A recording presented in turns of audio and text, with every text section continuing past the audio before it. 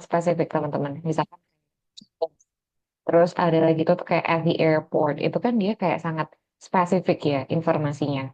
Nah, kalau misalkan ini kita cek untuk penggunaan di dalam format kayak waktu. Informasi waktunya itu tuh dia sangat spesifik. Kayak at noon, at night, atau mungkin kayak at 9 a.m., at 7 a.m. Nah, bentuknya itu tuh seperti itu. Tapi dari tugasnya teman-teman kemarin kan ada ya beberapa tuh yang isiin pakai at an hour di bagian sini. Untuk nomor satunya itu tuh dikasih at an hour. Terus ada lagi untuk yang di soal nomor 5 dikatakan at 9 o'clock. Nah, itu tuh dia formatnya kurang sesuai. Kalau misalnya teman-teman kasih all clock. Karena informasi di bagian sini cocokannya itu tuh emang dalam bentuk yang format angka. Misalkan kayak 07.00 atau mungkin kita bilangnya 12.00.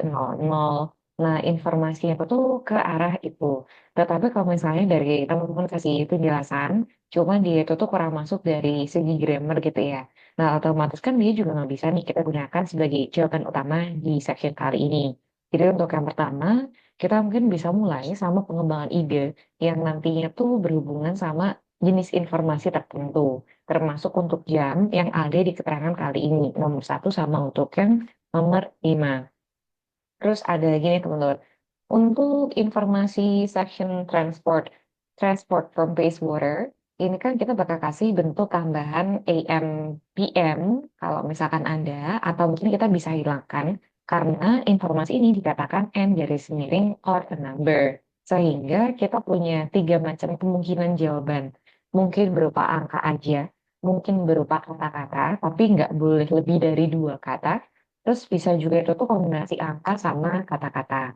Nah, kali ini untuk hitungan AM di nomor satu, nomor 5, dia itu bisa termasuk ke hitungan kata yang bisa teman-teman gunakan untuk format itu. Jadi, untuk keterangan kali ini, kita tuh bisa menggunakan bentuk kayak 8.55 gitu aja, atau mungkin 8.55 AM.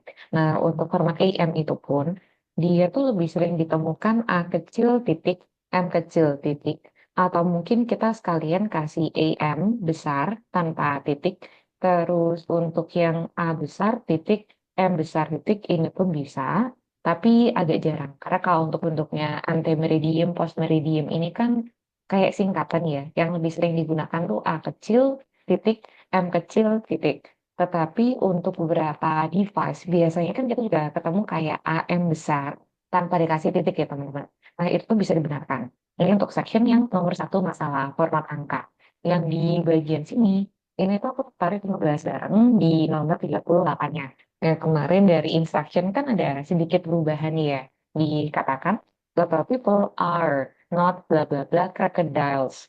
Nah, untuk informasi di bagian sini ini, dari teman-teman tuh banyak yang udah ketemu, ada yang diisi pakai afraid of, tapi ada juga tuh yang diisi pakai afraid aja, tanpa adanya tambahan of. Nah, ini pertimbangannya kenapa kok bisa terhitung sebagai salah, karena ada yang termasuk untuk ke preposisi, dan juga ada hubungannya sama collocation, teman-teman. Collocation tuh sebenarnya kombinasinya dia banyak banget. Kalau teman-teman browsing, dia tuh mungkin berhubungan sama noun ketemu adjektif, adverb sama verb utama, atau mungkin kayak verb sama preposisi. Terus bisa juga itu tuh kayak kombinasi-kombinasi yang lain ya. Nah, kali ini mungkin bisa kita fokusin untuk yang berhubungan sama preposisi. Biasanya tuh ada beberapa kelas kata yang kita nggak bisa asal menghilangkan kata kunci atau preposisi tertentu, karena bisa aja berhubungan sama makna keseluruhan kalimat itu. Dalam hal ini, dia kan diikuti sama objek nih. Nggak mungkin kita hanya mengatakan local people are not afraid crocodiles. Nah, itu tuh yang dirasa kurang sesuai. Jadi misalnya, teman-teman ketemu nih, untuk yang tambahannya preposisi ya. Kalau kita kombinasiin noun ketemu sama preposisi, salah satu contohnya kayak photograph of. Misalkan kita bilangnya seperti ini. I want to take a photograph of this beautiful scenery. Photograph of this beautiful scenery. Terus kalau misalkan kita cek dari yang kelas katanya tuh verb utama diikuti sama preposisi, ini tuh kadang bisa digolongkan sama phrasal verb sih teman-teman. beberapa di antaranya yang nggak selalu bentuknya phrasal verb, misalkan kayak depend on, atau mungkin kita ketemu rely on. Terus ada lagi tuh macam kita mengatakan search yang diikuti sama for. Terus kalau untuk kelas kata yang lain, misalkan kita ketemu bentuk adjektif ya, kayak yang ada di nomor 38 ini. Adjektif diikuti sama preposisi. Contohnya untuk bad atau good, ini tuh gandingannya sama at. I'm not good at math, but I'm pretty sure I'm good at English. Kita mungkin bisa ambil contohnya seperti itu. Terus yang afraid. Afraid ini gandingannya sama of. Jadi nanti kalau misalnya teman-teman kasih penjelasan atau perpotongan katanya ya, bukan cuma masalah intisarinya tuh aku udah ketemu, yaitu afraid, tetapi motongnya tuh dia seberapa banyak. Termasuk kayak afraid of kali ini, karena di belakang itu tuh masih diikuti sama enam berupa crocodiles. Kayak gitu ya, ini pertimbangan di nomor 38. Terus untuk yang di bagian sini, aku tertarik untuk bahas bareng nomor 31 sama nomor 35 yang dari jawabannya teman-teman tuh cukup bervariasi. Ada beberapa yang udah ketemu, terus ada yang nomor 31 tuh diisi pakai calls, ada yang diisi pakai population, terus ada yang diisi populations dijamakin. Kita mungkin bisa cek bareng ya keterangannya kenapa nih kok bisa kita arahkan sama yang lain. Untuk audionya tuh coba kita cek. Coming to this series of talks. Before I talk in detail about the experiments and innovations of the British ceramicists, I'd like to give you a summary of the social and manufacturing background in which they lived and worked. So, we're talking about England, or more specifically, the region known as the Midlands. And we need to go back mainly to the 18th century and briefly even earlier to put it in a global context. Ini untuk keterangannya berhubungan sama lokasi udah disebutin ya teman-teman. Dikatakan di sini bahwasanya in the 18th century. Jadi biasanya kalau teman-teman kerjain listening, terutama yang pakai paper ya. Paper kan dia bisa dicoret-coret nih kayak keterangannya ini udah ketemu disampaikan oleh audio soal. Terus dia pun juga tertulis di bagian sini. Sehingga kita bisa kasih X gitu di bagian atasnya. Kata kunci itu nggak mungkin akan kita gunakan kembali di dalam titik-titik barusan di belakang sini. Nah, informasi itu tuh ke situ. Terus kalau misalkan dari keterangan kali ini, dia itu tuh udah masuk nih, oke, lokasinya udah ada, atau waktunya udah masuk. Kita bisa fokus sama kata kunci yang lainnya. Termasuk kali ini dikatakan the bla bla bla to determine how most people make a living. Kita lanjutin ya. Now, at that period, the majority of the population was Ini untuk keterangannya dikatakan maaf Kak, suara audio listening bisa dinaikin sedikit. Ini tuh udah 100% juga Kak. Dari teman-teman kecil juga, suara yang kedengar. Mana ya? Untuk yang di laptop tuh juga udah 100% Kak, Dewi. earlier to put it in a global. Ini apakah masih sama volume suaranya? Aku coba ini deh, dengerin baik-baik, Kak. Mungkin udah segitu ya, memang sudah segitu. Iya, atau mungkin boleh pakai ini Kak, headset biasanya. Di headset kayaknya nggak kedengeran jelas ya. Kayaknya emang audionya kecil Kak. Oke. Oke, ini kita coba. Yang kemarin di download juga kecil. Oke, jadi sama-sama kecil juga ya di teman-teman. Nanti aku coba sampaikan yang berhubungan sama soal nomor 31, Kak. Nah, kalau untuk yang di bagian kali ini, fokus utamanya kan dia berhubungan sama maturity of the population ya. Coba aku terulang. Context. Now, at that period, the majority of the population was. Ini bagi teman-teman yang kemarin menjawab sebagai populations, dia tuh bentuknya singular ya di keterangan barusan. Dan kata kunci maturity of the population di dalam keterangan audio barusan, dia tuh sama halnya kayak most people. Jadi untuk keterangan yang sudah disampaikan dengan soal tulis, terus dia tuh disampaikan oleh audio asli, otomatis nggak akan bisa kita gunakan kembali sebagai jawaban di titik-titik barusan. Sehingga kalau dari keterangan di audio, dia mengatakan maturity of the population. Kan sama halnya kayak kita mengatakan most people. Otomatis teman-teman kemarin kalau ada yang diisi sama jawaban berupa population. Terus ada lagi populations yang dijamakin, otomatis dia terhitung sebagai salah. Kita kasih X, kata kunci ini tuh dia udah disampaikan di dalam audio asli, gitu ya. Nah, ini untuk yang masuk ke keterangan barusan, majority of the population. Ever their station in life, as you might say, were dependent for their living.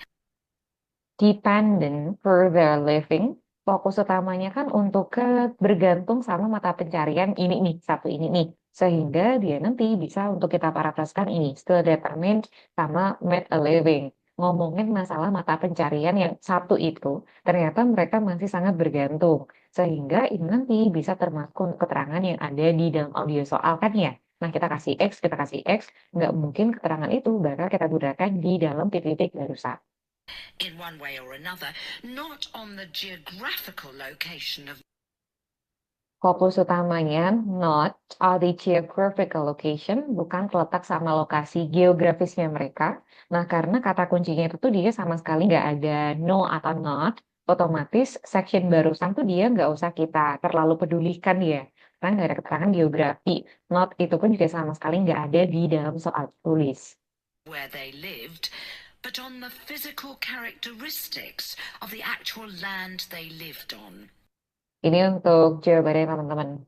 But on the physical characteristics of the land they lived on. Nah, keterangannya seperti yang aku sampaikan ke Jackson. Kita dengar ulang ya. But on the physical characteristics of the actual land they lived on. Oh, ada yang kurang. On the actual land they lived on ya. Nah, untuk keterangan di bagian sini, nomor 31, informasinya tuh bisa kita rujuk sama keterangan barusan.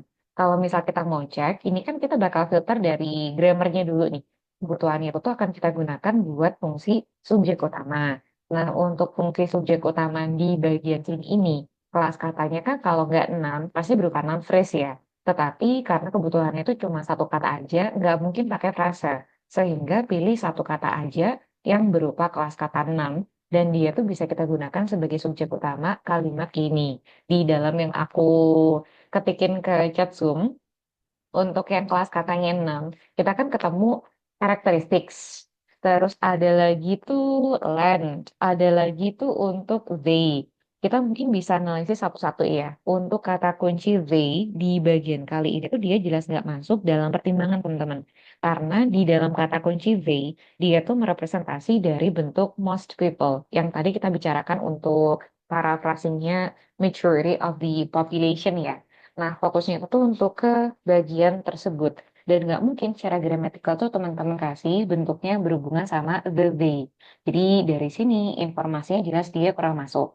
Terus kalau misalkan kita geser sama yang karakteristik itu tuh dia bisa digunakan untuk situasi ini ya. Tetapi untuk informasi kali ini, dia kan agak abu-abu nih kalau hanya kita katakan karakteristik itu tuh karakter apa. Karena untuk maknanya karakteristik biasanya itu bisa diarahkan tuh karakter seseorang atau mungkin karakter sebuah bangunan atau mungkin bisa juga itu tuh karakter dari sebuah kesenian macam-macam. Konteksnya kalau kita mau kasih bentuk karakteristik aja kayak masih belum terlalu mewakili, oke intisarinya ngomongin masalah A, masih multitafsir sehingga bisa kita arahkan untuk land, the actual land yang mana masih membuat mereka itu tuh bergantung sama mata pencarian kali ini. Sehingga ini merupakan rujukan utamanya yang nomor 31 ya.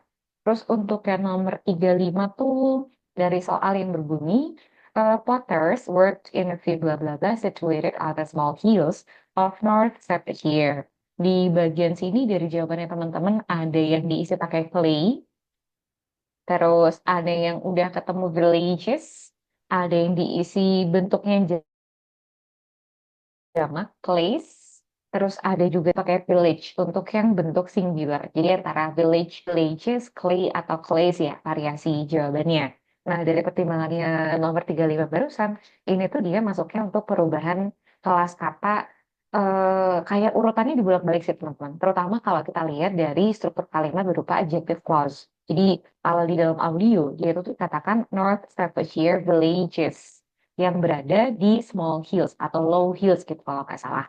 Informasinya kita bisa ambil dari situ. Terus untuk audionya tuh As you will probably be aware, ceramics has always been a mix of science, design, and skill.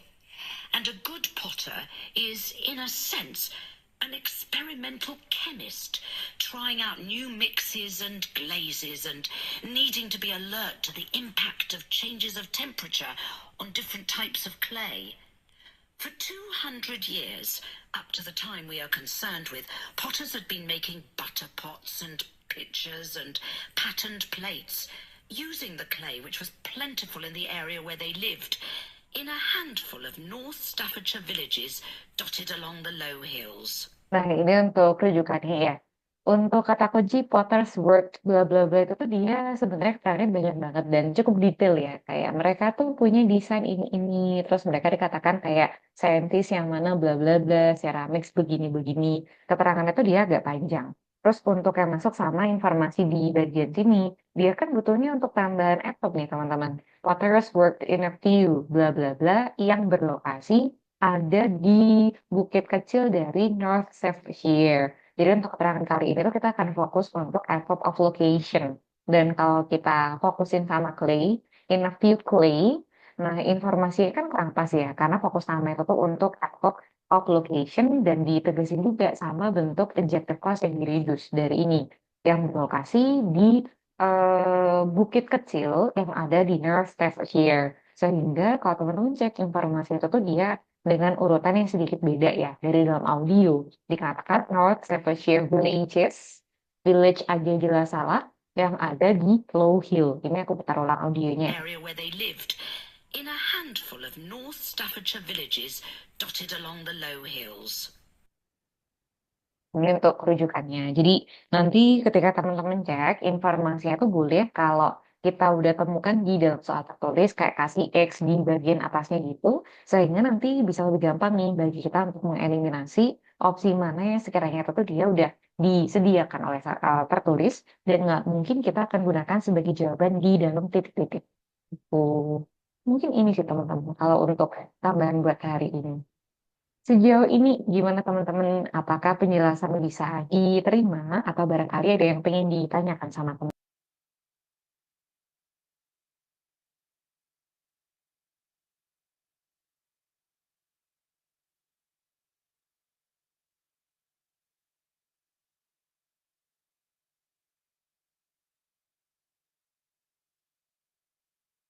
Dari Kak Dewi mengenai jam, bolehkah seperti ini? Bolehkah seperti ini? Oh, untuk yang formatnya titik dua ya Kak. Nah, itu tuh bisa. Jadi kalau untuk masalah format jam tuh dia macam-macam deh teman-teman. Kadang tuh kita bisa mengatakan kayak 9:30. Terus ada lagi 09:30. Atau titiknya itu tuh diganti sama titik dua. Itu pun juga sama-sama masuk. Yang lebih sering ke bentur tuh sama format AM PM yang tadi aku jelaskan sama teman-teman karena untuk konteksnya IELTS listening kali ini ternyata kan dia masuk hitungan sama ini ya hitungan kata jadi mungkin itu yang lebih sering dipermasalahkan tapi kalau untuk format yang disampaikan sama Kak Dewi barusan itu tuh juga sama-sama dibenarkan terus selain itu dari Kak Wahida aman Kak dari Kak Ana bener-bener harus fokus ke audio ya Kak. Yang 31 terkecoh karena udah nemuin publishing di awal. Iya bener nih. Kalau untuk yang di bagian sini, informasinya itu kan dia berhubungan sama cara kita untuk memberikan explanation yang parafrasenya agak berat ya. Menurutku kalau dibandingkan sama 3 latihan, si latihan ini tuh dia yang paling susah dari tingkatan parafrasa. Terus ada lagi tuh dialek. Kan kita biasanya PR-nya di situ ya. Kalau untuk listening, dialeknya nih ternyata kok British banget. Sedangkan kita tuh lebih terbiasa sama format yang American gitu dialeknya. Nah, itu mungkin juga salah satu permasalahan yang cukup besar dan banyak dikeluhkan. Atau mungkin speakernya nih, dia tuh ngomongnya terlalu cepat. Bisa juga itu tuh speakernya nih ngomongnya agak mumbling gitu biasanya. Jadi dari sini kayak kita tuh kebentur sama hal-hal yang berhubungan sama faktornya speaker. Tetapi ada lagi tuh yang lebih PR menurutku ketika kita ketemu soal-soal yang vocabulary-nya itu tuh kita agak terbatas di bidang tersebut. Kayak misalkan nih, ini berhubungan sama pertambangan. Wah, aku nggak ada basic sama sekali di situ.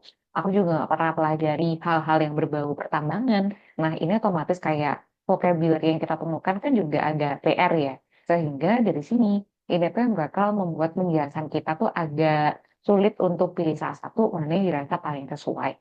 Terus ada lagi ini, masalah parafrase. Parafrase tuh juga termasuk salah satu hal yang menurutku paling PR. Secara prinsip tuh sama kayak kemarin kita bahas bareng teman-teman. Kan ada ya beberapa tuh yang parafrasenya kita ambil dari sinonim, urutan kata yang dibolak-balik tanpa menyalahi aturan grammar. Terus ada lagi tuh kayak struktur kalimat yang ini pun juga strukturnya kan dia luas banget nih. Sehingga kalau kita cek kayak aktif pasif atau mungkin direct indirect speech dalam hal ini kita ketemu bentuk kayak adjective clause yang di-reduce ya. Jadi itu yang biasa paling TR dan cukup banyak dikeluhkan ketika kita mengerjakan tipe soal untuk yang listening. Gitu. Jadi sih. Jadi untuk pertimbangannya kita bisa ambil setelah kita mengerjakan soal ya. Ternyata aku rasa awalnya itu tuh aku ngerti dari intisari poinnya ini, tipsnya disuruh ngapain. Tapi waktu ketemu sama soal yang sebenarnya kan kita kayak, wah ini harus diapain. Atau pilih satu kata kuncinya tuh apa gitu. Apalagi kalau nanti waktu official test kan kita satu kali denger ya. Jadi biasanya itu yang aku banyak PR gitu. Ini untuk tugas kita yang kemarin berhubungan sama tipe soal filling the blank, terutama untuk yang table sama ada lagi untuk yang sentence completion. Nah, hari ini kita akan masuk sama tipe soal yang baru, lebih fokus untuk memilih jawaban utamanya nih, teman-teman. Untuk tipe soal kali ini, fokus utamanya itu berhubungan sama matching information. Jadi, matching information ini tuh dia bentuknya nggak akan seragam sama persis satu jenis, tetapi ada beberapa macam. Ini ada beberapa yang typo ya, teman-teman. Dikatakan untuk tipe matching information mungkin berupa words, sentence, phrase, picture, atau mungkin bisa berupa map. Dikatakan di sini, the matching test item format provides a way for learners to connect a word, sentence, phrase, picture, or map in one column, the corresponding word. This task step assesses the skill of listening for detail. It often assesses the ability to follow a conversation involving interaction between two people. Jadi mungkin memang ada lebih dari satu orang yang akan memberikan penjelasan, tetapi fokus utama yang kali ini tuh kita kayak nyocok-nyocokin nih dari yang ada di dalam section itu, perintahnya tuh disuruh ngapain, termasuk kayak yang ada di exercise satu kali ini teman-teman. Fokus utamanya kan untuk welcome to Wells, di mana nanti kita bakal diminta untuk mencocokkan dari lokasi-lokasi ini sama activities atau which yang bisa kita gunakan sebagai rujukan dari dalam penjelasan audio nanti. Terus untuk penjelasannya dikatakan some of the choices may be used more than once. Jadi mungkin kalau perbandingan seperti ini, totalnya ada 10 soal, terus di sebelah kanan kan ada 6 opsi jawaban ya. Mungkin bisa aja nih ada satu jawaban tertentu yang kita bisa gunakan di lebih dari satu nomor. Misalkan kayak, ini nomor satu aku yakin A, yang 6 nih, aku yakin A. Terus untuk yang 10B ini sailing nih, ada B, ada B, ada B, dan seterusnya. Jadi untuk bentuk ini, some of the choices will be used more than once. Mungkin bisa kita lihat dari perbandingan jumlah soal sama jumlah angkanya juga. Karena biasanya kalau jumlah perbandingan soal sama jawaban itu tuh beda, kadang tuh perintahnya agak berbeda juga. Nggak semuanya asal bisa kita samaratakan bahwasanya ada lebih dari satu nomor yang kita bisa isiin untuk satu jawaban yang sama. Pertimbangannya tuh kalau banyakkan soal kayak ini ya, contohnya kan kita ketemu 10 nomor soal, terus ada 6 jawaban. Nah, kemungkinan kita bakal memiliki perintah seperti yang disebutkan kali ini. Tetapi kalau nanti kita ketemu yang bentuknya tuh mereka sama-sama 10-10 gitu ya. Ini 10 soal, ini ada 10 opsi jawaban. Biasanya satu jawaban yang kita udah gunakan di nomor tertentu nanti nggak akan digunakan untuk jawaban yang lain. Misalkan ini 10 soal, 10 opsi jawaban, ini diisi B, nggak mungkin di soal-soal lain ada yang diisi sama B, karena mereka cukup seimbang ya, ada 10-10. Nah, sebaliknya, kalau misalkan kita ketemu soal yang jumlahnya tuh cuma 5 gitu, opsi jawabannya di bagian sini tuh ada 10, jadi banyak kan opsi soal, opsi jawabannya gitu ya. Nah, maka untuk soal sejenis ini, biasanya tuh kita tetap diminta untuk pilih salah satu. Jadi mungkin ada 5 opsi jawaban yang nggak akan kita gunakan. Dan sebenarnya tuh agak jarang sih teman-teman, atau mungkin malah nggak pernah ya, yang aku temuin soal sejenis tipe ini, di mana satu nomor itu tuh terdiri dari dua jawaban. Misalkan kayak nomor satu, jawabannya adalah A, koma B, atau mungkin nomor dua, C, C, D. Untuk bentuk yang kayak gitu tuh kayaknya aku hampir nggak pernah ketemu sih sebenarnya. Mungkin ada atau mungkin emang sama sekali nggak pernah aku temuin. Terus untuk formatnya sendiri itu tuh kalau misalkan banyakkan penjelasan atau opsi jawabannya, biasanya emang tetap dihitung sebagai satu jawaban untuk 5 nomor yang tersedia. Dan nanti itu tuh kita nggak tumpuk-tumpuk jawabannya ke satu nomor yang sama. Setahu aku seperti itu sih. Ini untuk yang masuk ke bentuk welcome to Wells. Terus untuk yang lain dari point items, ini kayaknya tipe soal yang paling sering aku temuin untuk format jawabannya di matching information. Dan kalau kita perhatikan, fokus utama itu tuh dia punya perintah berupa letternya aja ya, ABCN. Ini pun juga sama. Perintahnya pun nanti berupa ABCN. Sehingga kalau teman-teman mungkin terlalu berhati-hati atau mungkin kayak terlalu semangat ya. Ini untuk yang nomor 7 aku yakin nih, cutlery and dishes nanti itu tuh bakal dimasukkan ke in emergency pack. Di dalam answer sheet tuh aku tulis ini, nomor 7, A titik in emergency pack, atau nomor 7, in emergency pack. Ini nanti itu bisa terhitung sebagai salah. Karena setiap section soal kan dia perintahnya macam-macam. Sama halnya kayak kemarin nih, pas teman-teman ngerjain pretest ya. Waktu pretest kan meskipun kita ketemu soal yang isian kata, tapi filling the blank-nya itu tuh dia perintahnya nggak akan sama persis ya. Kayak one word only, atau mungkin no more than two words, dan seterusnya. Nah, ini pun juga sama. Kalau untuk perintah-perintah soal yang masuknya buat matching information, atau kayak multiple choice, biasanya kan jawabannya berupa letter abjad. Sehingga kalau teman-teman kasih jawaban, tetapi jawabannya itu diikuti sama terangan di belakang, lanjutannya penuh, kita tulisin, meskipun niatannya benar untuk merujuk ke jawaban tersebut, tetapi nanti bisa terhitung sebagai salah karena formatnya itu tuh dia kurang tepat. Ini untuk yang pouring items, terus ini untuk yang source, perintahnya sama. Ini untuk yang tema berhubungan sama problems. Ini ada sedikit perubahan. Soal di sini kan tertulis 24 sampai 30 nih. Nah, untuk yang di bagian sini kan 26 sampai 29 ya. Untuk yang nomor 26 yang pertama, nanti bisa diganti sama teman-teman ke bentuk 24. Terus untuk 30-nya tuh dia emang nggak ada ya. Sehingga terakhir bisa kita kerjakan sampai yang 29. Terus untuk format kali ini, sama seperti dua latihan sebelumnya, informasinya itu kita bakal pilihkan salah satu mana yang dirasa paling sesuai dari keterangan barusan. Terus untuk yang tipe selanjutnya, masuk ke bagian maps. Tipe soal maps ini tuh salah satu tipe soal yang cukup banyak dikeluhkan juga. Saranku tuh nanti sebelum teman-teman dengerin audio, dibiasakan untuk melakukan scanning soal tertulis ya. Apapun tipe soalnya, biasakan untuk melakukan scanning di dalam ilustrasi. Termasuk yang gini teman-teman. Sebelum nanti kita dengerin audio asli, teman-teman bisa cek nih, ini tuh temanya ngomongnya masalah apa.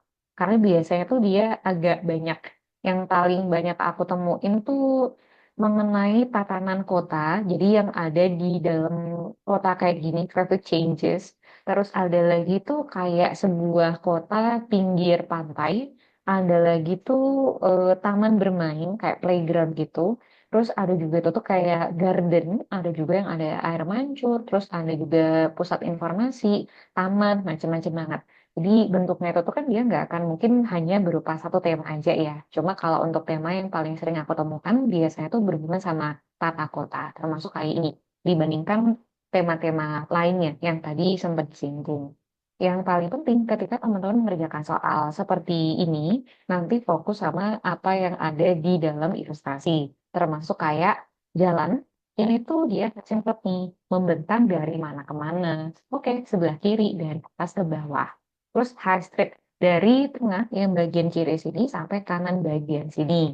Terus urut dari bagian sini sampai bagian sini. Di dalam gambar ini kita punya fasilitas atau gedung apa aja, termasuk kayak ini, library, supermarket, school, macam-macam. Terus untuk titiknya, ini dari A, B, C, D, E, terus F-nya itu di bagian sini, F, G, H, I. Setelah kita melakukan scanning, ini itu fokusnya sama tangan apa aja, jangan sampai lupa untuk perhatikan arah mata angin. Kalau nanti teman-teman tuh pakai paper yang kita bisa coret-coret pas soalnya ya, apabila ketemu soal map yang tidak disertai sama arah mata angin seperti ini, silahkan digambar di sebelahnya. Tanda plus ini untuk north, south, ada east, ada west. supaya nanti ketika teman-teman diberikan arahan dari dalam speaker, kita tuh sesiap itu untuk mendengarkan penjelasannya. Termasuk kayak entah ini tuh mau dikasih penjelasan berupa preposisi, kayak sebelah kirinya, utaranya, atau mungkin kayak belakangnya, atau sebelah tenggaranya, termasuk arah matahari itu ya. Nanti itu kita sama-sama udah siap. Karena banyak di antara kita tuh yang selalu mengandalkan preposisi aja sih teman-teman. Seberangnya, belakangnya, sebelahnya. Tetapi ketika diberikan arah mata angin atau instruksi preposisi yang lebih kompleks, biasanya tuh kita agak susah untuk mengikuti penjelasannya itu tuh ke titik yang mana. Paling PR-nya di situ. Sehingga kalau hari ini teman-teman tuh masih punya PR, kayak masih bingung nih variasi preposisi itu apa aja, atau mungkin masih bingung antara arah mata angin di dalam gambar peta seperti ini, hari ini boleh mulai dipelajari ya, supaya nanti waktu kita ketemu soal-soal yang berhubungan sama maps, kita tuh bisa lebih siap dan lebih prepared mengenai vocabulary apa yang kemungkinan besar nanti bakal dimunculkan. Sedangkan untuk yang di sini tuh kayak soal tertulis, nanti tuh mau cari apa. Cuma nanti bisa diperhatikan sama temen-temen ya. Termasuk kayak ini, new traffic lights. Biasanya kan kita cuma fokus di kata kunci belakang nih. Kayak, oke, ini mau cari traffic lights. Tetapi ada keterangan yang ditambahkan di depan untuk new traffic lights yang baru. Bukan hanya sekadar traffic lights, tetapi untuk yang baru. Begitupun nomor 17, nomor 18. Terus untuk yang di nomor 20 ini, lorry, loading, unloading restrictions. Restrictions itu tuh bisa diartikan kayak pembatasan atau kadang tuh kayak pelarangan. Jadi bukan tempat di mana kita bisa melakukan kegiatan lorry, loading, unloading, tetapi untuk fokus ke pelarangan atau pembatasannya. Sehingga dari sini teman-teman kan jadi notice ya. Nanti tuh mau cari tahu apa ketika audionya itu diputar. Yang sini pun juga sama.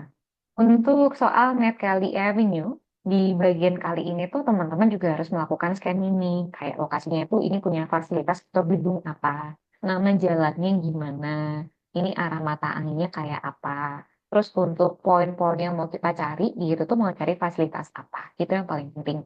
Kalau untuk yang di bagian sini, dia tuh PR-nya termasuk soal yang moving speaker sih teman-teman. Jadi penjelasannya itu tuh dia kayak nggak diem di satu titik, tetapi dia berpindah-pindah. Jadi kalau misalkan moving speaker tuh kayak gini ya. Oke, sekarang kita ada di gym menghadap ke teaching building, berarti ngadepnya ke sana ya. Sebelah kanan kita adalah bla bla bla, berarti harusnya ya student first service.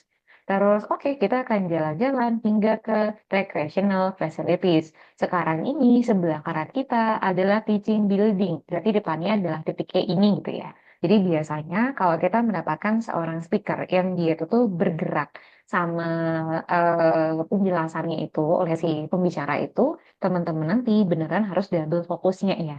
Karena bukan cuma masalah sekarang tuh membicarakan gedung apa atau fasilitas apa, tetapi kita tuh diajak untuk fokus kanan kirinya examiner atau kanan kirinya speaker ya dalam hal ini, dia itu tuh gedung apa, dia menghadap kemana, sehingga teman-teman notice nih, posisinya itu bukan hanya di titik mana, tapi dia menghadap kemana. Karena banyak banget yang memberikan penjelasan kayak kananku, kiriku, atau sekarang ini aku menghadap ke gedung bla bla bla.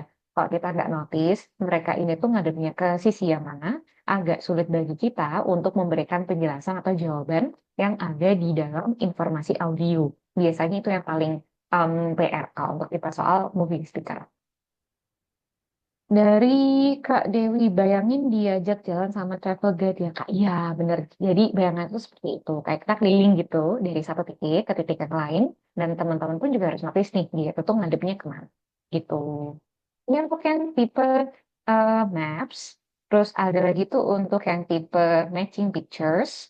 Tipe soal ini tuh cukup jarang keluar waktu kita official test, tapi nggak ada salahnya ya untuk kita pelajari.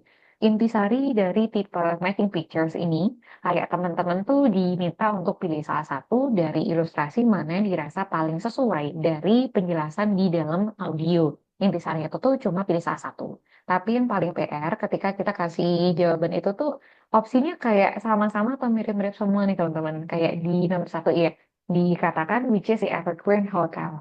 Untuk opsi A, sampai opsi B, sampai D di bagian sini, Sekilasan kan kayak emang persis ya. Ini tulisannya hotel, hotel. Ini juga sama. Terus bedanya dari apa nih? Kalau kita lihat angkanya ini 29, 239. Ini sama-sama 239. Terus untuk yang bagian sini 329. Perbedaan lain tertulis sebagai vacancies, no vacancies, vacancies sama untuk yang no vacancies. Jadi dari sini, kalau teman-teman tuh dapat sebuah penjelasan ya, oke, bla bla bla, dikatakan no vacancies. Otomatis untuk opsi yang A sama untuk opsi yang C kan tereliminasi nih. Nah, opsi-opsi yang kelihatan salah dari awal bisa teman-teman kasih X itu. Ini X, ini X. Dia nggak mungkin. Oleh karena itu, nanti teman-teman tuh bisa memberikan penjelasan atau jawaban yang dirasa lebih cocok dari apa yang disampaikan di dalam audio nih. Kita bisa fokus sama opsi jawaban yang punya potensi dia merupakan jawaban benar. Oke, antara yang D sama untuk yang D, karena dikatakan no vacancies, bedanya itu tuh ini terletak sama angka 29 sama 239. Karena banyak di antara kita tuh kalau nggak mereview atau nggak melakukan scanning di soal tertulis, akhirnya tuh malah kayak capcuk. Karena posisinya tuh udah dengar penjelasan sebelum nanti beranjak ke nomor yang lain. Oke, ini cap-cip-cup gitu. Mana ini sekiranya? Oke, yang A gitu misalkan. Ya udah ini jawabannya. Padahal kan kita bisa melakukan scanning ya dari tahu dulu perbedaan antara satu opsi ke opsi yang lain terletak sama detail yang seperti apa. Termasuk kayak ini di nomor 3 informasinya kan juga dia beda-beda nih teman-teman. Kayak lantai satu, satu, satu. Ini untuk yang lantai 4. Terus ini nomor 7, 7, ini 8, ini nomor 7. Terus ini tuh sebelahnya lounge, ada bar, ada sauna. Sehingga dari sini tuh bisa dieliminasi sama teman-teman buat opsi jawaban yang sekiranya kayak kelihatan salah dari awal. Terus untuk yang nomor 2 tuh berhubungan sama jam. Nah, ini tuh jam juga biasanya kita sering rancu nih. Kalau untuk format jam yang paling sering kita ketahui atau lebih suka kita pakai ya, biasanya kan kayak jam 7 lebih 15, jam 7 lebih 30, 7 lebih 45. Tapi kalau tiba-tiba di dalam keterangan tuh dia memiliki format lain gitu, kayak half past seven. Atau mungkin kita mengatakan a quarter to eight. Kayak kita sering ketukar-tukar nih. Ini tuh a quarter to eight maksudnya jam 8 lebih 15 menit atau mungkin 8 kurang 15 menit. Jadi kalau hari ini teman-teman ada yang masih merasa struggle untuk membedakan antara format satu ke format yang lain, ketika kita mengerjakan jam, silakan dipelajari. Ini juga termasuk berlaku sama buat yang tipe tanggal kayak tanggalnya dulu baru bulan atau mungkin bulannya dulu atau tanggal dan seterusnya. Kita kan kayak sering ketuk-tuker ya. Biasanya kalau kita menyukai format satu yang kita pakai tuh itu terus, tetapi kita nggak expect yang ada di dalam audio ternyata formatnya beda dan kita bingung sama maksud yang disampaikan di soal itu tuh tanggal berapa atau mungkin di jam berapa. Jadi hari ini bisa dipelajari kembali sama teman-teman karena kita nggak tahu waktu visual test itu tuh dapat penjelasan yang seperti apa formatnya. Ini untuk jamnya tuh jam 5. Ini setengah 5 ya teman-teman. Di bagian sini, ini tuh jam 3 lebih 13-an berarti. Terus untuk yang bagian sini, ini untuk yang jam setengah 6.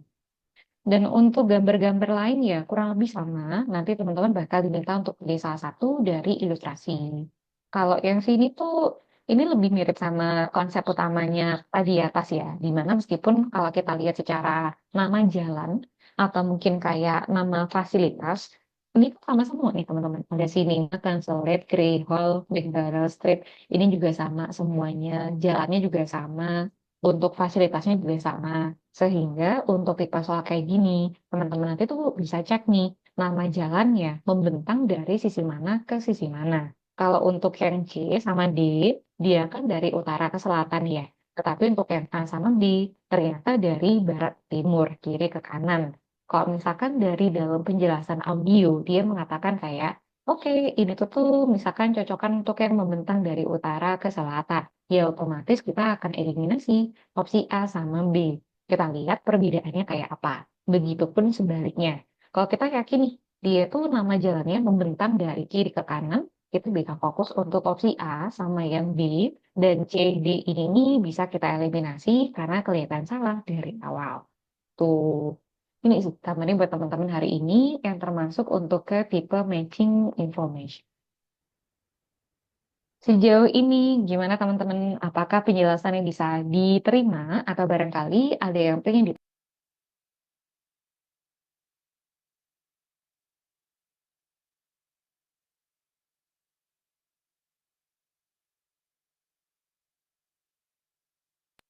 dari Kak Ana jelas Kak? Oke, dari Kak Ana udah jelas. Dari teman-teman yang lain gimana? Sama-sama udah aman? Dari Kak Dewi juga sama-sama udah jelas. Oke. Kalau nggak ada pertanyaan terkait, kita akan masuk ke sesi latihan. Jadi Kak Wahida aman Kak? Alright. Untuk sesi latihan hari ini tuh dia lebih banyak exercise-nya. Jadi waktunya nanti dilebihkan. Untuk soalnya boleh teman-teman mulai sama halaman 7 ya. Untuk yang Welcome to Wales. Halaman 7 ini, terus nanti kita akan kerjain 5 exercise teman-teman. Dari bagian sini, sini, sini, terus ada lagi bagian sini terakhir halaman 10 berarti ya. Halaman 7 sampai 10 untuk yang soal traffic.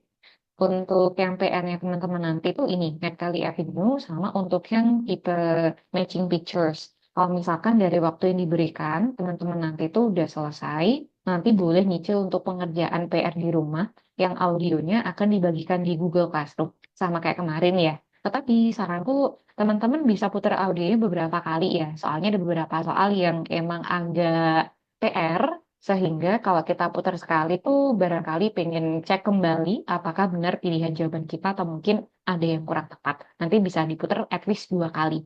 Terus untuk audionya tuh ini masih proses uploading ke grup WA kelas kita.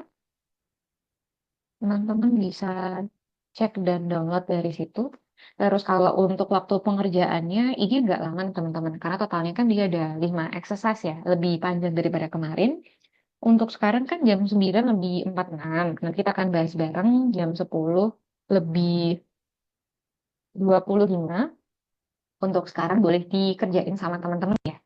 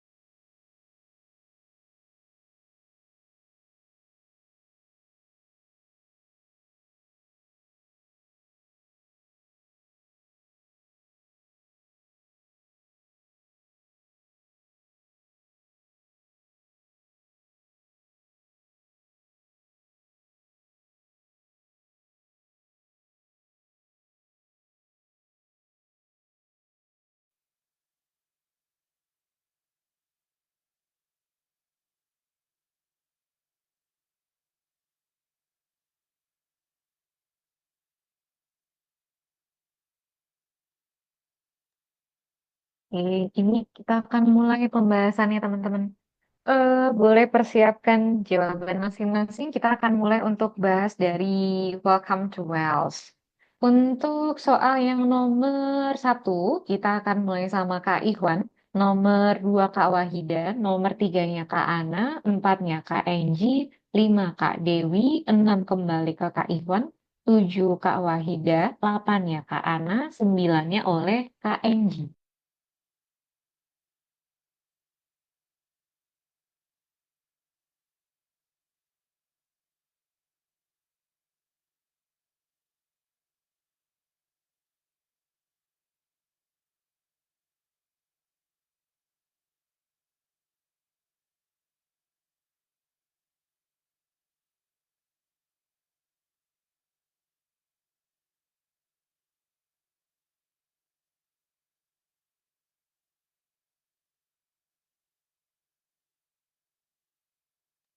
Untuk soal yang nomor satu dari Everdovi ini disampaikan oleh Kak Ivan untuk yang D, yaitu sailing. Ya, bener nih.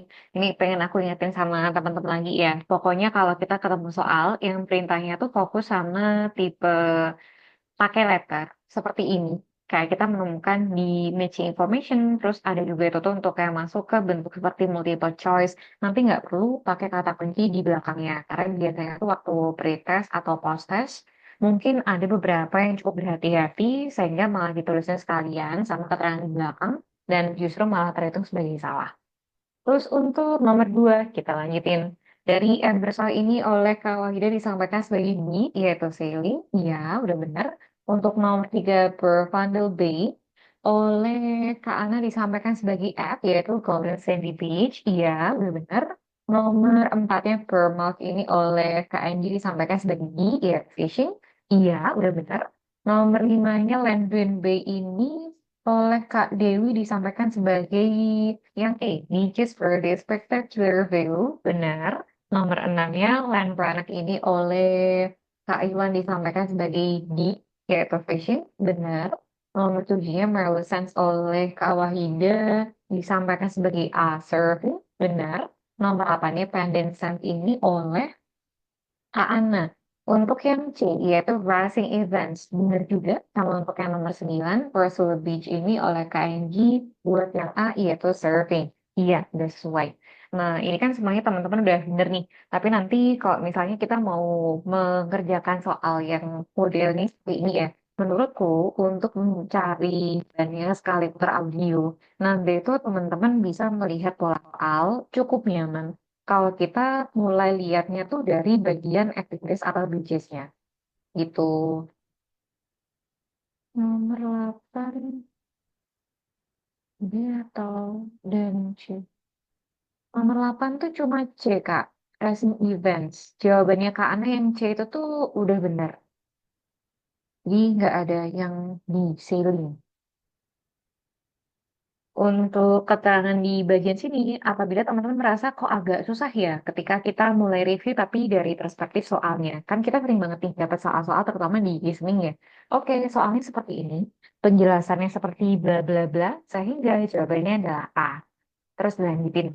Untuk nomor dua, penjelasannya seperti ini. Jadi jawabannya adalah yang D. Oke. Terus untuk yang nomor tiga, penjelasan seperti ini, jawabannya adalah yang D. Kan kita banyak banget ya, dapat soal-soal yang pola soalnya itu tuh juga berurutan, dan kita bisa lihat dari apa yang tertera di dalam urutan nomor. Nomor satu dulu dijelaskan, kita ketemu jawaban, baru ke nomor dua, dan seterusnya sampai akhir. Cuma kalau misalnya teman-teman kali ini melihat soal Welcome to Wales dari perspektif lokasi-lokasi mungkin agak susah sih. Kalau kita tuh cuma sekali putar audio.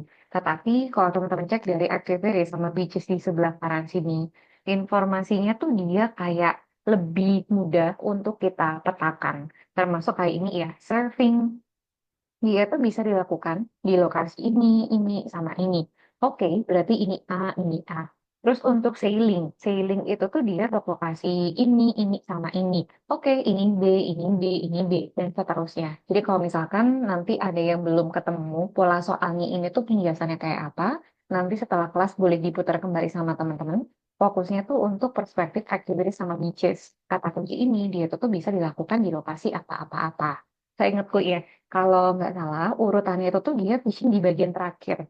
Jadi dari surfing, sailing, present events, yang F untuk beaches ini, baru yang terakhir untuk yang fishing. Jadi boleh diputar ulang sama teman-teman kalau misalkan tadi ada yang belum ketemu, ini tuh pola soalnya kayak apa. Kalau misalkan udah ketemu, kita akan masuk sama exercise kedua untuk camp items. Soal nomor 7 ini kita bisa mulai sama Kak Dewi, nomor 8-nya Kak Iwan, 9-nya Kak Ana, nomor 10-nya Kak Enji.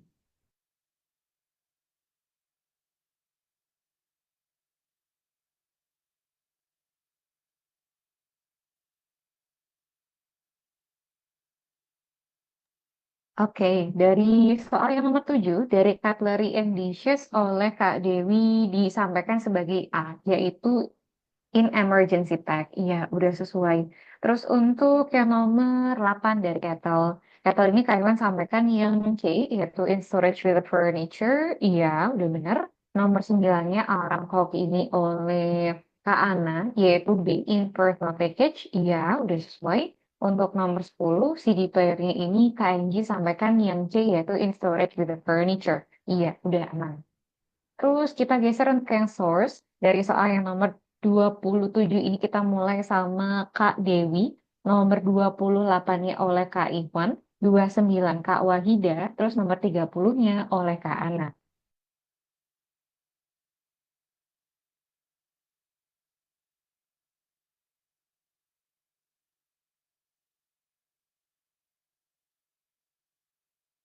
Dari yang nomor 27 map Kak Dewi sampaikan yang E yaitu journal. Iya, udah sesuai. Nomor 28 foto ini Kak Iwan sampaikan yang D yaitu newspaper. Iya, udah bener. Terus untuk 29-nya budget ini oleh Kak Wahida sebagai A radio. Udah sesuai. Nomor 30 comment ini oleh Kak Ana sebagai yang B yaitu council meeting. Iya, udah bener. Udah aman semuanya. Terus untuk yang problems ini dari 24 sampai 29 nih teman-teman. Untuk 24-nya ini kita akan mulai sama Kak Enji, terus 25-nya Kak Dewi, nomor 26-nya oleh Kak Iwan, 27-nya Kak Wahida, Kak Ana, nomor 28, terakhir 29-nya oleh Kak Enji.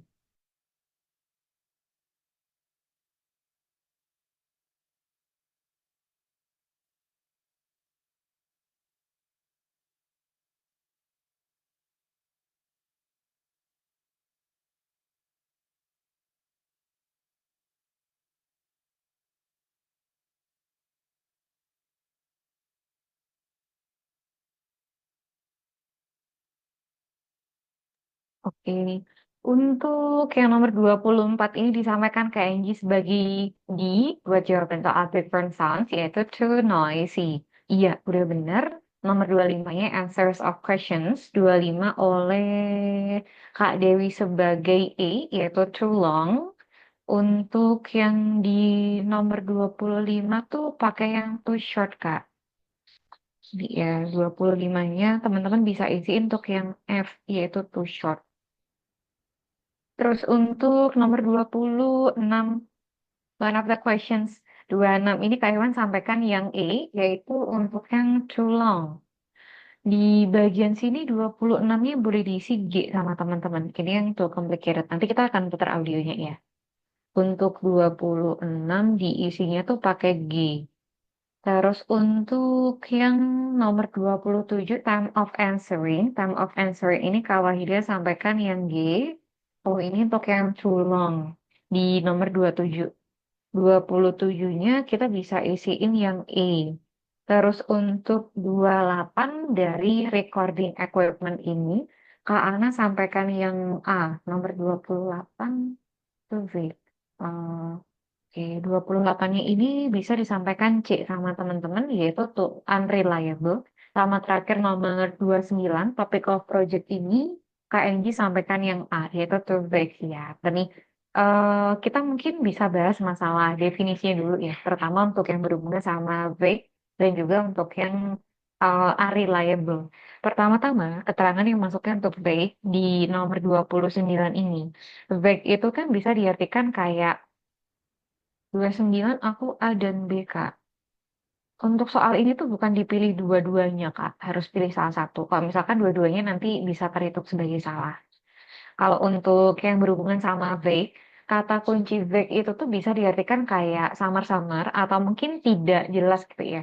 Informasi yang berhubungan sama tidak jelas ini, kalau kita ngomongin yang bisa dilihat kasat mata, misalkan ya, kita tuh main kalau di pantai gitu, tanahnya pantai kan, pasirnya pantai kan dia lebih gembur ya biasanya.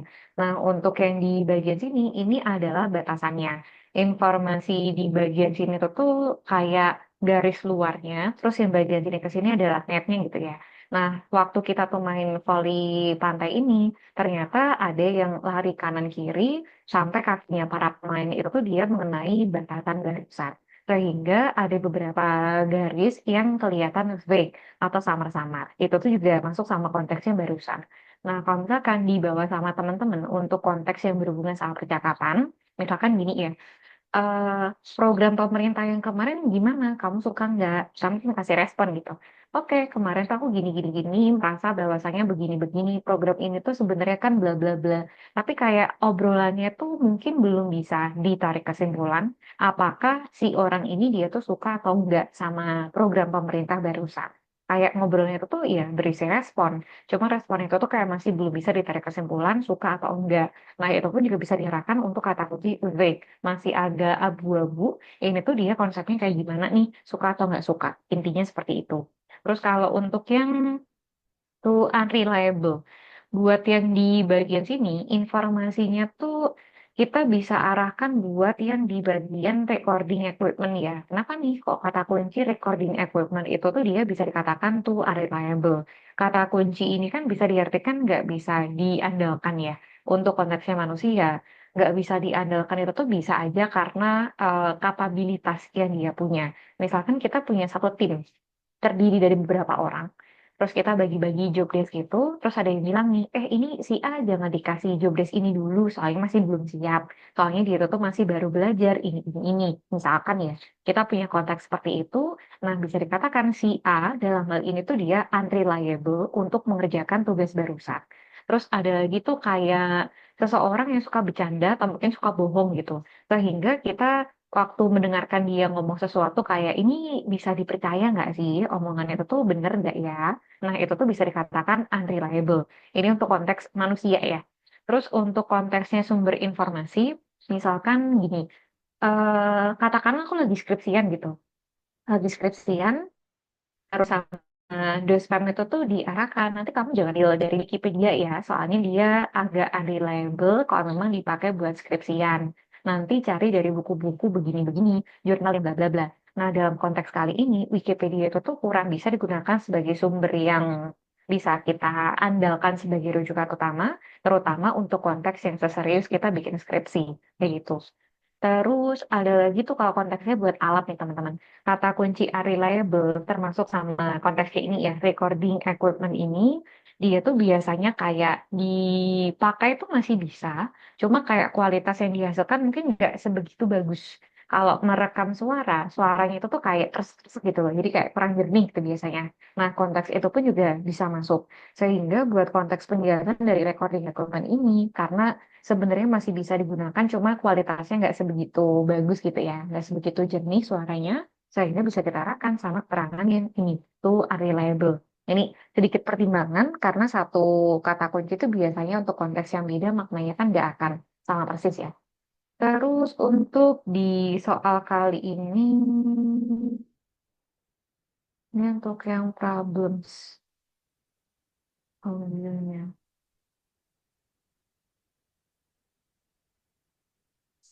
The first call on the recording, it's really hard to hear because the background noise is louder than the person's voice. Yes, it is Ini a bit. untuk yang disampaikan buat ilustrasi kali ini ya. Nah, kita akan mulai untuk bahas bareng. Tadi yang salah tuh dari nomor 25 ke 28. Carefully and answer questions 24 to 30. I see you worked hard calling players and the head coach to talk, so let's see what information you got.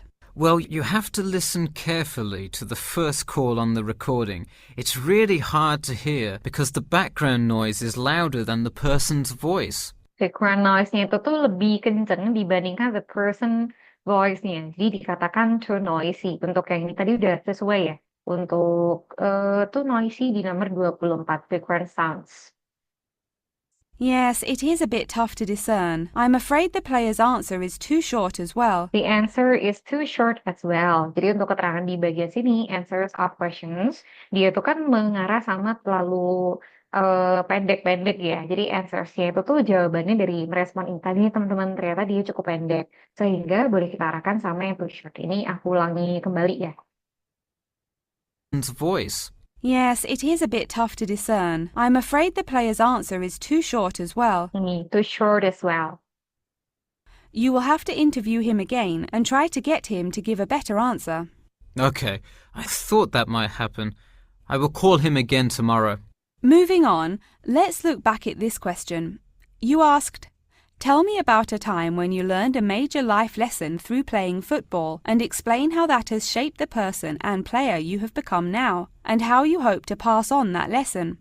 It is a great idea for a question, but in an oral interview it is far too complex.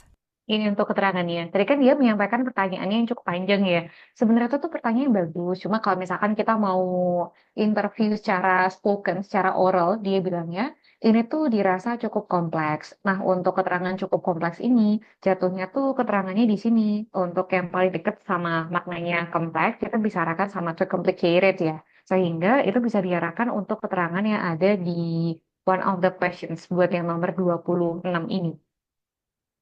I would advise you to break it up into multiple parts to get a better response. Ini, kalau misalkan mau kasih pertanyaan kayak gitu tuh nanti bisa dipisah-pisah ke beberapa bagian supaya lebih mudah dan nggak terlalu kompleks ya dia dikatakannya. I guess you're right. I wouldn't want to have to provide an answer to a question like that. I will simplify it. I found that when I asked players this question, it took too much time because they were struggling to answer the question completely. Ini untuk terangannya. Dikatakan waktu merespon itu tuh it took too much time. Jadi sebenarnya itu tuh terlalu panjang karena mereka butuh waktu untuk merespon yang disampaikan barusan. Jadi untuk keterangan di bagian sini kan ini fokusnya sama time of answering ya. Jadi bukan jenis dari jawabannya kayak apa, tapi lebih ke durasi dari jawaban yang disampaikan. Ternyata it took too much time, yang mana bisa kita arahkan untuk opsi yang bagian sini, too long. Aku ulangi lagi ya teman-teman.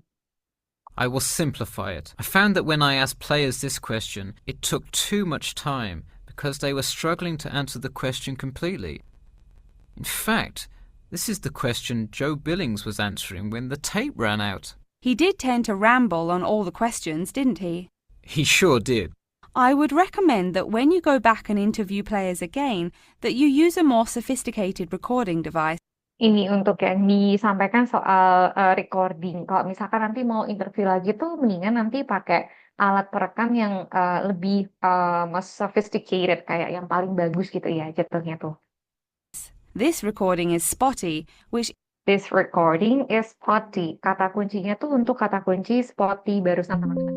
Jadi kalau untuk yang dikatakan spotty, itu kan dia bisa diartikan kayak bernoda ya. Kata kunci spotty ini tuh kalau konteksnya buat baju atau mungkin kayak yang kita bisa lihat secara visibility, biasanya itu tuh untuk artian bernoda. Tetapi untuk situasi lain, dia tuh bisa diartikan kayak kadang-kadang tuh bagus, kadang-kadang tuh buruk, dan kayak naik turun gitu loh, kayak performance atau mungkin kualitasnya. Sehingga dari keterangan di bagian sini, untuk yang berhubungan sama recording equipment, makanya tuh dia bisa dikatakan untuk yang tadi mana ya, ini, untuk yang C, tuh unreliable. Jadi kadang itu tuh dia bagus, terus kadang itu tuh dia juga buruk, naik turun.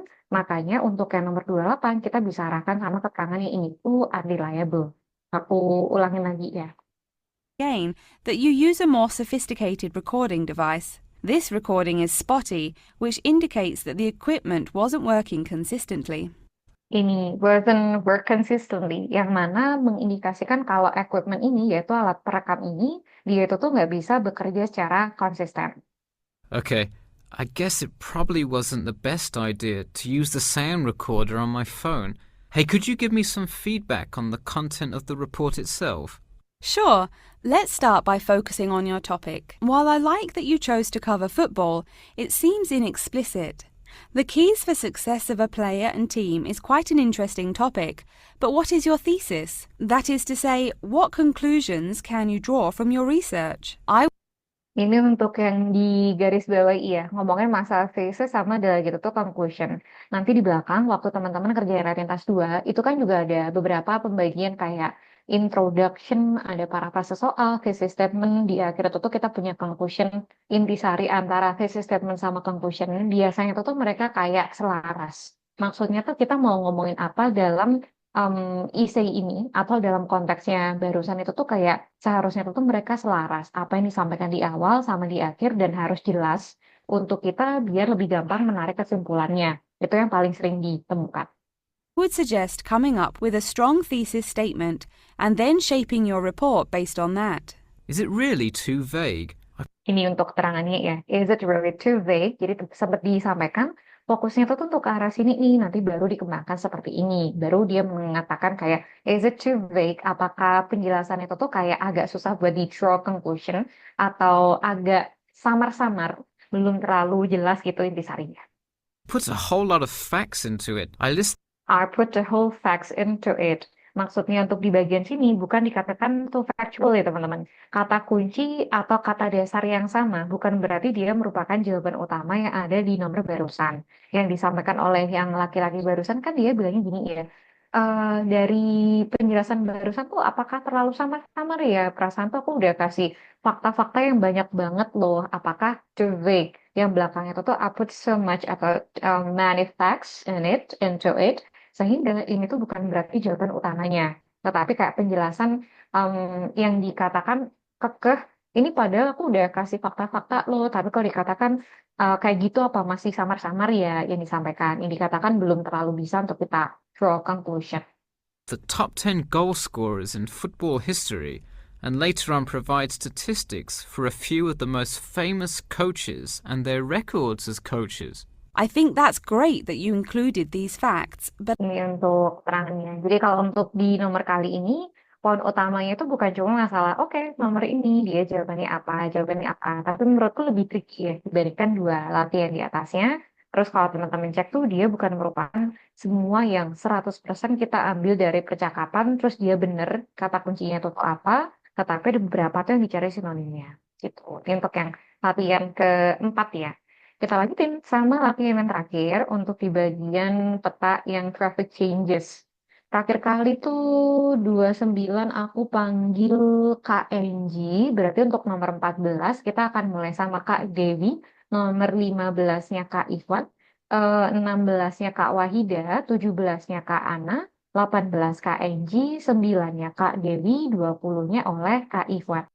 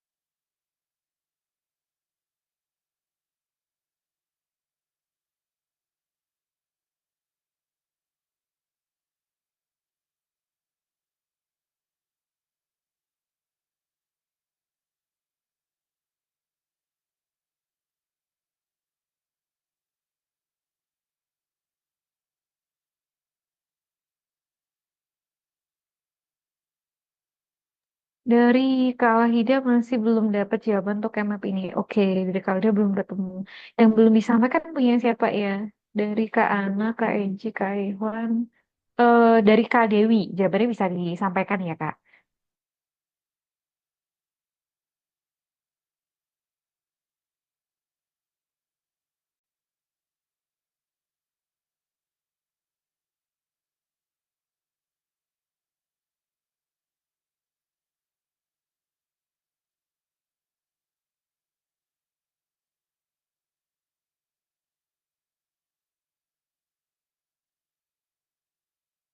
Yang belum nomor 19 dari Kak Dewi bisa disampaikan.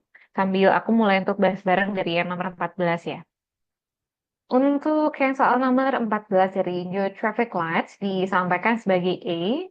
Aku dengarnya perlu traffic lights di School Road. Iya, bener nih. Untuk yang di bagian sini tuh dia nomor 14-nya kan udah ada ya. Dari traffic lights junctionnya antara Station Road sama untuk yang High Street. Cuma untuk yang di bagian kali ini kan buat yang new traffic lights. Sehingga bisa kita arahkan buat semuanya junction di School Road. Dikatakannya oleh audio itu.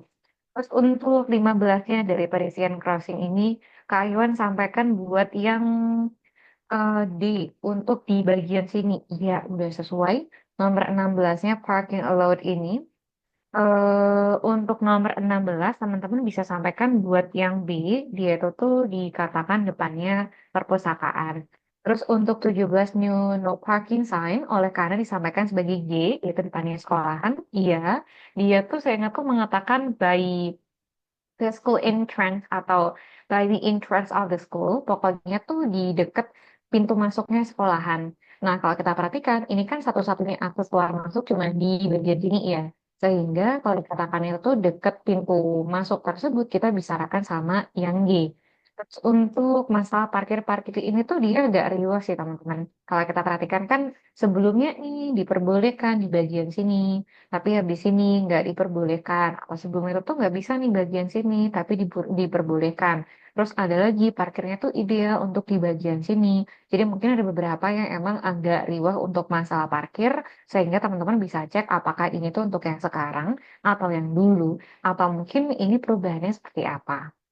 Terus yang 18 dari New Disable Parking Spaces, 18 ini KNG sampaikan yang C, depannya bank, iya, dikatakan mungkin nggak terlalu ideal sih, tapi mungkin sementara waktu itu tuh bisa ditaruh di situ.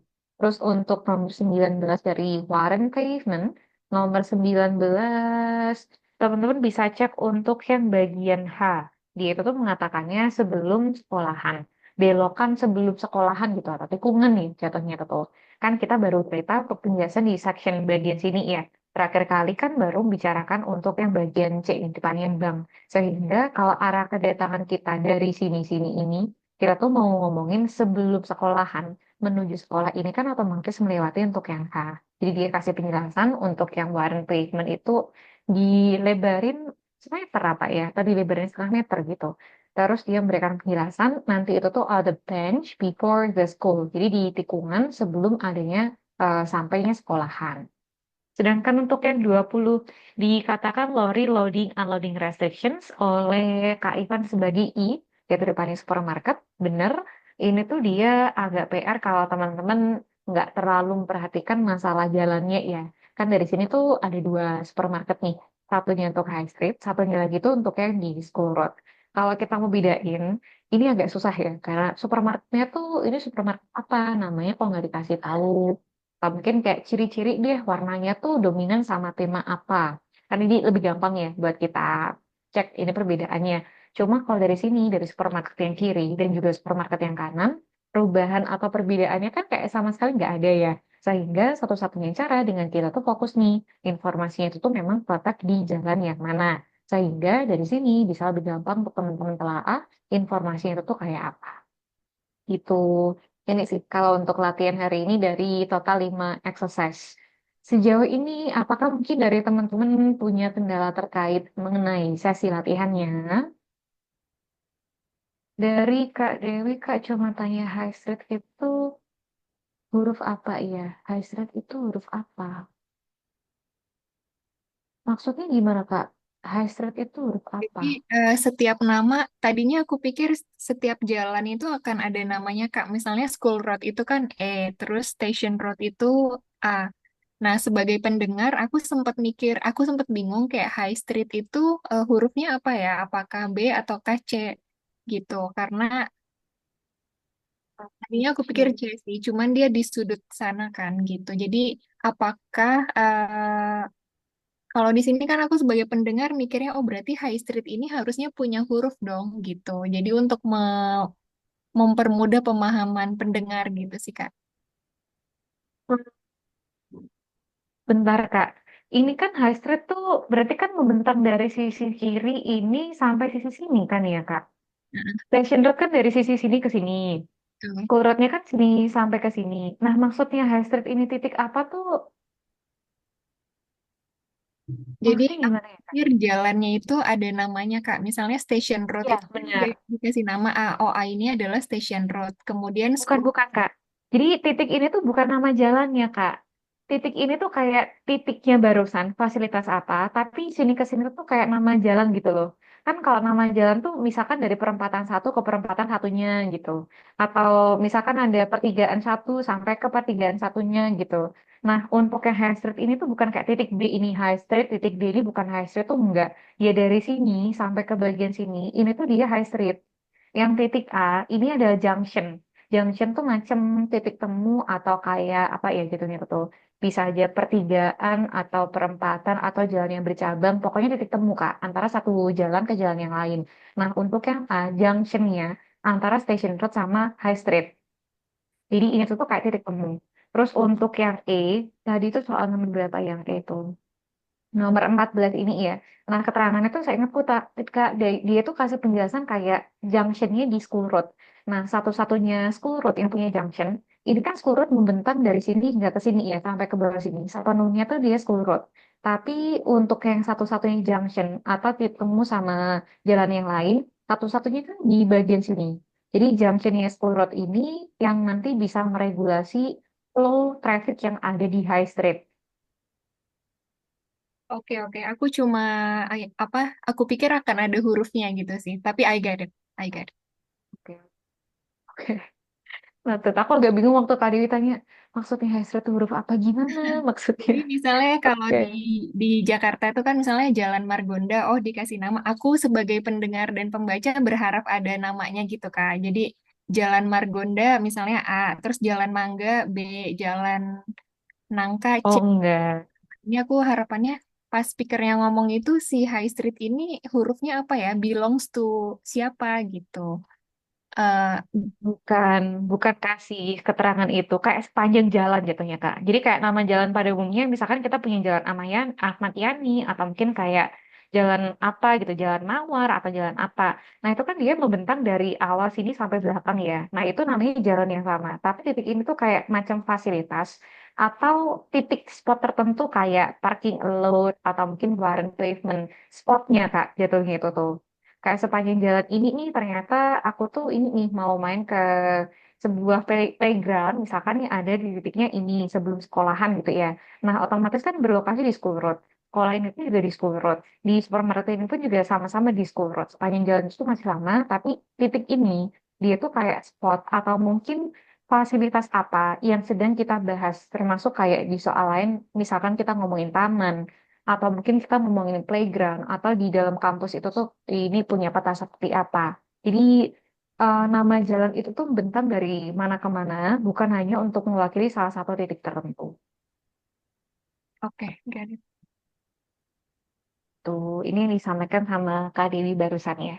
Nah, kalau untuk PR-nya teman-teman di rumah nanti, ini instruksi sama audionya udah bisa dicek di Google Classroom untuk mengerjakan peta bawahnya, sama untuk yang di bagian sini buat matching pictures. Nanti ketika teman-teman dengerin audio, saranku dipelototin dulu ya, ini gambarnya tuh bedanya apa satu sama lain, supaya biar kita lebih gampang untuk mengeliminasi satu opsi ke opsi yang lain, dan fokus sama yang berpotensi punya jawaban benar, kayak gitu.